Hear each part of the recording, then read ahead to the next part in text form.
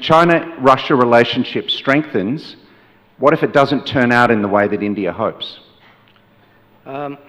Okay. You just introduced a thought in my head, which is people say that the Quad is directed against somebody. And it struck me that, yes, all four of us have had problems with the UK. So, think about it. But three of us have actually kind of fought a war. Yeah. But more seriously, what would be the, where would India, China finally find a equilibrium or a balance? It will, here's the problem. Both of us are rising, obviously at a different pace with different starting points.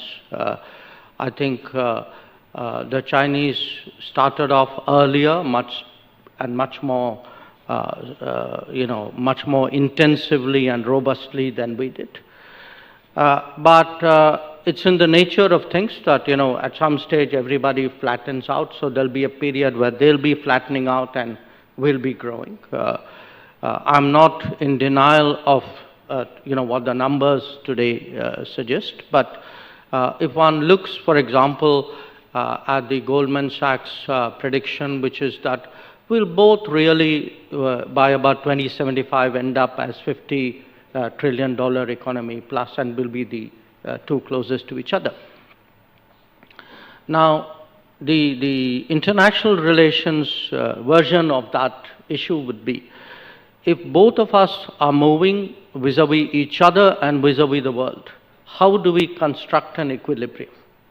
That there will be occasions when one or the other would want to change, to do something to press home a particular advantage, and the other will resist it. Here's the immediate issue, which is, from the 1980s, really, late 80s, we had an understanding on the border, precisely because it suited both of us. Now, there was a departure after after 30 years, a departure on their side in terms of how they behaved on the border. And there's a pushback from our side. So I think management, arriving at equilibriums, then maintaining those, refreshing those, is going to be one of the biggest challenges for both countries. It's not going to be easy. The bit which, the mind games which will be played would be, it's just between the two of us. There's nobody, the other 190 odd countries in the world don't exist in our relationship. That will be the mind game which will be played. I don't think we should play it. Because if there are other factors out there in the world which can be harnessed by me to get better terms on an equilibrium, why should I forego that right? So part of, today, when I say think through your own solutions, is don't give another country, which is clearly a competitive country, a veto over our policy choices. And unfortunately, in the past, that has happened from time to time.